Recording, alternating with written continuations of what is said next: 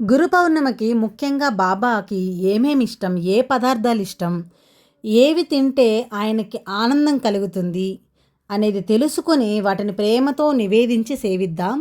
ఏ సేవల్ని చేస్తే ఏ ఫలితాలు కలుగుతాయో అవగతం చేసుకొని సాయిని సేవిద్దాం. ఈ రెండు ముఖ్యమైన ఘట్టాలు. మూడవ ఘట్టం, నీ ఇంటినే సాయి దేవాలయంగా మార్చుకో. సాయిని ఒక విగ్రహానికి పరిమితం చెయ్యవద్దు. ఈ మూడు అంశాల గురించి మనం మాట్లాడుకుందాం. ఇది సాయిబాబా అనుగ్రహ రహస్యంలో ముఖ్యమైన భాగాలుగా భావిస్తూ గురు పౌర్ణమికి మీకు వివరించాలని నేను డిసైడ్ అయ్యాను. సో ఫస్ట్ ఏ పదార్థాలు ఇష్టమో తెలుసుకుందాం. బాబాకి రొట్టె, బెల్లం, సంగటి, పాలు అంటే చాలా ఇష్టం. బాబా ఈ పదార్థాలు తినేవారని మనకు తాత్య ద్వారా అవగతమవుతుంది. తాత్య సాయిని ఎలా సేవించాలో అతని మాటల్లోనే వినండి. ప్రతిరోజు ఉదయం 8 నుంచి 9 గంటల మధ్యలో సాయికి నేను రొట్టె, బెల్లం, పాలు ఆహారంగా సమర్పించేవాడిని. ప్రతిరోజు రాత్రి నేను మసీదుకు కొన్ని రెట్టెలు కానీ సంగటి ముద్దలు కానీ తీసుకెళ్ళి బాబా ముందు ఉంచేవాడిని. ఆ రొట్టెల్లో 3 వంతు భాగాన్ని ముక్కలు చేసి వాటితో పాలు, బెల్లం కలిపేవాడిని. బాబా దానిని తినేవారు. ఈ విధంగా తినడం మా ప్రాంతం వైపు ఆచారంగా ఉంది. కర్నూలు, కడప, రాయలసీమలో ఈ విధంగా తింటారు.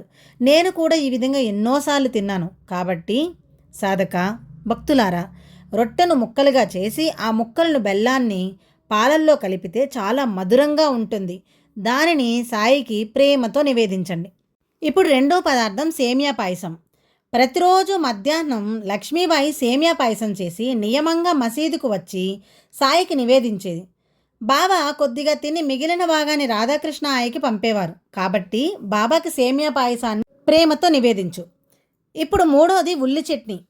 ఈ విషయం మనకు దాసగను ద్వారా అవగతమవుతుంది. ఒకసారి సాయి గను ఉల్లితో చట్నీ చేసి దాన్ని నాకు నివేదించు, నీవు తిను అన్నారు. బాబావారు స్వయంగా కోరారు కాబట్టి ప్రేమతో ఉల్లి చట్నీని నివేదించాలి. దాసగను యొక్క మూఢాచారాన్ని ఖండించడానికే అలా చెప్పారేమో అనే సందేహం నాకు కలిగింది. కానీ నిజంగా సాయికి ఉల్లి పచ్చడి ఇష్టమని చంద్రాబాయ్ బోర్కర్ ద్వారా మనకు అవగతమవుతుంది. 1908లో చంద్రాబాయ్ చాతుర్మాస దీక్షలో కోపర్గావ్లో ఉంది. ఒక రోజున ఒక ఫకీర్ వచ్చి రొట్టె, ఉల్లి పచ్చడి పెట్టమన్నారు. నేను చతుర్మాస దీక్షలో ఉన్నాను, ఉల్లి వాడను అన్నది. ఫకీర్ వెళ్ళిపోయాడు. తర్వాత ఆమెకు అనుమానం వచ్చి ఆ ఫకీరియే సాయి ఏమో అని ఆమె బాధపడి రొట్టె, ఉల్లి పచ్చడి తయారు చేసుకొని షిరిడీకి తెచ్చింది. ఆమె మసీదులోకి రాగానే సాయి, నాకు రొట్టె, ఉల్లి పచ్చడి ఇవ్వలేదు కదా, ఎందుకు వచ్చావు అన్నారు. అవి ఇవ్వడానికి వచ్చాను బాబా అని ఆమె సాయికి సమర్పించడం, బాబా సంతోషంతో తినడం జరిగింది. కాబట్టి సాయికి ఉల్లి పచ్చడి, రొట్టెలు ప్రేమతో సమర్పించు. నాలుగవది బెండకాయ కూర. 1909లో నాచ్నే అన్నను ఆపరేషన్ కోసమని ముంబైకి తీసుకెళ్లారు. ఆ సమయంలో ఒక సాధువు నాచ్నే అన్నగారింటికి వచ్చి నాకు బెండకాయ కూర పెట్టమన్నాడు. అందరూ తినగా మిగిలింది సాధువుకి ఎలా పెట్టేది, నేను పెట్టలేను అన్నది నాచ్నే వదిన. అప్పుడు ఆ సాధువు పర్వాలేదు పెట్టమ్మా అని స్వీకరించాడు. ఆపరేషన్ విజయవంతంగా జరిగింది. ఇది జరిగిన 4 సంవత్సరాల తర్వాత నాచ్నే షిరిడీకి వెళ్ళినప్పుడు బాబా, నేను మీ ఇంటికి వచ్చి బెండకాయ కూర తిన్నాను తెలుసా అని అన్నారు. కాబట్టి సాయికి బెండకాయ కూర ప్రేమతో నివేదించు. ఐదవది పోలీలు. ఈ విషయం మనకు నానా చందోర్కర్ ద్వారా అవగతమవుతుంది. బాబాయే స్వయంగా పోలీలను చేసుకొని నివేదించమన్నాడు. వీటిని మా వైపు భక్షాలు అంటారు. భక్షం, పాలు కలిపితే చాలా మధురంగా ఉంటుంది. దీనిని సాయికి నివేదించు. ఆరవది కిచిడి అన్నం. ఏడవది మాంసం పలావ్. 8 కిల్లీలంటే సాయికి చాలా ఇష్టం. ఈ విషయం మనకి తాత్య ద్వారా అవగతమవుతుంది. తాత్య ఇలా అంటారు, కిల్లీలు మొదట్లో కొండ్యా కట్టేవారు, కొన్నాళ్ళకు ఆ పని రాధాకృష్ణ అయి తీసుకుంది. అలా చాలా కిల్లీలు కట్టి బాబాకు సమర్పించేది. బాబా వాటిల్లో కొన్ని వేసుకొని మిగిలినవి అక్కడున్న భక్తులపై విసిరేవారు. వారు ప్రసాదంగా గ్రహించేవారు. కిల్లీలు నమిలాక బాబా ఎక్కువగా మంచినీళ్ళు తాగేవారు. ఆయనకు తాంబూలం అంటే ఎంతో ఇష్టం. రాత్రి పగలు చాలా కిల్లీలు వేసుకునేవారని తెలిపారు. కాబట్టి ప్రేమతో సాయికి కిల్లీని నివేదించు. బాబాకు ఇష్టమైన కాఫీ. బాబావారు తాను ఎలాంటి కాఫీ తాగేవారు, అది ఎలా తయారు చేసేవారో సాయి స్వామి శరణానందకు చెప్పారు. అప్పట్లో నేను కాఫీ తాగేవాణ్ణి, కానీ దానిని తయారు చేసే పద్ధతి వేరుగా ఉండేది. సగం నీరు, సగం పాలు తీసుకొని దానిలో పొడిని వేసి కాఫీ చేసి తాగేవాడిని. సాధక, నీవు కూడా ఆ పని చేయి. ప్రేమతో సాయికి నివేదించు. వంకాయ కూర. వంకాయ కూర ప్రాముఖ్యం పురందరే దంపతుల ద్వారా మనకు అవగతమవుతుంది. ఒకసారి పురందరే శ్రీమతితో కలిసి షిరిడీకి బయలుదేరుతుండగా బాబాకు వంకాయ కూర పెరుగు పచ్చడి చేసి పెట్టమని ప్రేమతో శ్రీమతి తార్కట్కు 2 వంకాయలు ఇచ్చింది. శ్రీమతి పురందరే పెరుగు పచ్చడి చేసి సాయికి నివేదించింది. బాబా ఎంతో మెచ్చుకొని సంతోషంగా తిన్నారు, భక్తులకు పంచారు. వెంటనే బాబా, నాకు ఇప్పుడే వంకాయ కూర కావాలి అన్నారు. ఈ విషయం రాధాకృష్ణ మాయకి చెప్పారు. అది వంకాయల కాలం కాదు, అందుచేత ఏం చేయాలో ఆయికి తోచలేదు. వంకాయ పచ్చడి తెచ్చింది ఎవరిని విచారిస్తే శ్రీమతి పురందరే అని తెలిసింది. ఆమెకు వంకాయ కూర చేయమన్నది ఆయి. బాబా సంతోషంతో ఆ కూర తిన్నారు. కాబట్టి వంకాయ కూరను భక్తితో సాయికి నివేదించు. ఇక బాబా స్వయంగా వంట చేసి భక్తులకు తినిపించిన వంటకాలు విను. చక్కెర పొంగలి, పరమాన్నం, మాంసపు పలావ్ చేసేవారు. పులుసు కాచి అందులో గోధుమ రొట్టెలు, గోధుమ పిండి బిళ్ళలు, మిరియాల పొడి వేసేవారు. జొన్న పిండితో అంబలి కాచి మజ్జిగ కలిపేవారు. సాయికి ఏ పండ్లంటే ఇష్టమో తెలుసా మీ అందరికీ? జామ పండ్లు, రేగు పండ్లు, మామిడి పండ్లు, ద్రాక్ష పండ్లు, మామిడి పిందెల ఊరగాయ. సాయికి ఇష్టమైన స్వీటు రవ్వ కేసరి.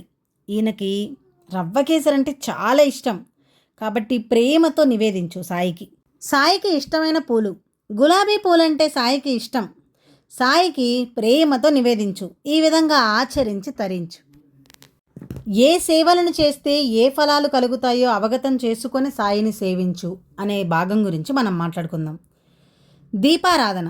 సాయి ముందు దీపం వెలిగించడం వలన బుద్ధి బలం కలుగుతుంది, పాపాలు నశిస్తాయి. ధూపం. దీని వలన ధనప్రాప్తి కలుగుతుంది, మనసులోని చెడు వాసనలు నశిస్తాయి. గంధం. గంధ సమర్పణ వలన పుణ్యం కలుగును. తాంబూలం. తాంబూల సమర్పణ వలన సుఖభోగాలు కలుగును. నైవేద్యం. నైవేద్య సమర్పణ వలన ఆయుష్షు పెరుగును, తృప్తి కలుగును. అభిషేకం. అభిషేకం వలన మనసు పరిశుద్ధమవుతుంది. ఈ అభిషేకాల్లో మనకి చాలా రకాలుంటాయి. జలాభిషేకం.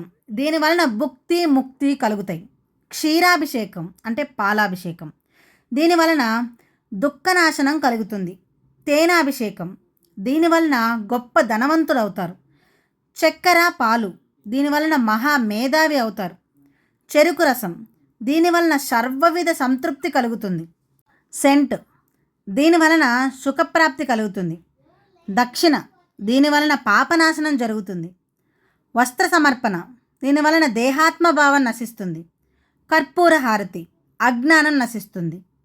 యోగ పరిభాషలో చెప్పాలంటే ధూపం వలన మూలాధార చక్రం, పాదతీర్థం వలన స్వాదిష్టాన చక్రం, దీపదర్శనం వలన, కర్పూరి హారతి దర్శనం వలన మణిపూరక చక్రం, ఘంటానాదం వలన అనాహత చక్రం, నైవేద్యం వలన విశుద్ధ చక్రం, గంధ సమర్పణ వలన అభిషేక దర్శనం వలన ఆజ్ఞాచక్రం జాగృతమవుతాయి. దీని వలన సాధకుడికి కుండలిని కదలికలు కలిగే అవకాశం ఉంది. ఈ విధంగా ఆచరించి తరించండి, పరమానందం పొందండి. 3వ భాగం, నీ ఇంటినే సాయి దేవాలయంగా మార్చుకో, సాయిని ఒక విగ్రహానికి పరిమితం చెయ్యొద్దు అనే వాటి గురించి మాట్లాడుకుందాం. సాయి అంటే ఏమిటో, సాయి స్వరూపం ఏమిటో, సాయి ఎక్కడ ఉన్నాడో, సాయి అసలు ఎవరో ఊరికే తెలుసుకుంటే చాలదు. తెలుసుకున్న జ్ఞానంతో సాధన చెయ్యాలి. అప్పుడే నీకు సాయి ప్రత్యక్ష సన్నిధి అనుభవంగా కలుగుతుంది. పరమశాంతి, పరమానందం అనుభూతిగా మిగులుతాయి. సాక్షాత్ పరబ్రహ్మే సాయి అని, ప్రతి ప్రాణి హృదయంలోనూ ప్రకాశించే జ్యోతియే సాయి అని, ప్రపంచమంతా అణువణువున వ్యాపించిన ఆత్మస్వరూపమే సాయి అని, సాయి లోపల నీ హృదయంలో ఉన్నాడని, బయట సర్వం వ్యాపించి ఉన్నాడని మీరు అవగతం చేసుకోవాలి. బాబా చాలామంది భక్తులకి ఇలా చెప్పారు, నేను దేహం కాదని, నేను షిరిడీకే పరిమితం కానని, నేను ఆత్మస్వరూపమని, అంతటా వ్యాపించి ఉన్నానని. అంతేకాకుండా సాయిబాబా ఫోటో నీ ఇంట్లో ఉంటే సాక్షాత్ సాయి నీ ఇంట్లో ఉన్నాడని తెలుసుకో. నీ ఇల్లే దేవాలయం అని తెలుసుకో. దేవాలయంలో కోరికలు కోరితే ఎలా తీరుతాయో నీ ఇంట్లో కూడా తీరుతాయని తెలుసుకో. ఇంటినే దేవాలయంగా మనం మార్చుకోవాలి. అవకాశం ఉంటే, శక్తి ఉంటే ఒక రూమ్ను సాయికి ప్రత్యేకంగా కేటాయించి ఆయన్ని మొక్కుకోవచ్చు. విభిన్న సాయి ఫోటోలు నలువైపులా అతికించి పెద్ద సాయి ఫోటోను బల్ల మీద ఏర్పాటు చేసుకొని ఉదయాన్నే ఆ ఫోటోను తుడిచి గంధం పెట్టి ఒక పూలమాల వేసి పూజ చేయొచ్చు. ఆ ఫోటో ముందు కూర్చొని గ్రంథపఠనం చెయ్యి, ధ్యానం చెయ్యి, కష్టాలు వస్తే ప్రార్థన చెయ్యి. అప్పుడు నీ ఇల్లే దేవాలయం అవుతుంది. ఇక నీవు ఏ దేవాలయానికి వెళ్ళనవసరం లేదు. సాయి నీ ఇంట్లోనే నీతోనే ఉంటాడు అని నువ్వు భావించి ఆయన్ని ప్రార్థించు. మెయిన్గా చెప్పేది ఏంటంటే, ఈ అనుగ్రహ సేవా రహస్యంలో ఈ లైన్స్ చాలా ఇంపార్టెంట్. నీ దేహాన్నే దేవాలయంగా చేసుకో, నీ హృదయాన్నే ఆసనంగా చేసుకో. నీ హృదయ ఆసనంలో సాయిని ప్రతిష్ఠించు. ఆ సుందర రూపాన్ని సదా చింతించు. ఏ పని చేస్తున్నా ఆ రూపాన్ని ధ్యానించు. ఇదే ఉత్తమ సేవ, శ్రేష్ఠ సేవ. ఈ విధంగా ఆచరించి పరమానందం పొందండి. ఓం సాయిరామ్. ఓం శ్రీ సచ్చిదానంద సద్గురు సాయినాథ్ మహారాజ్ కీ జై.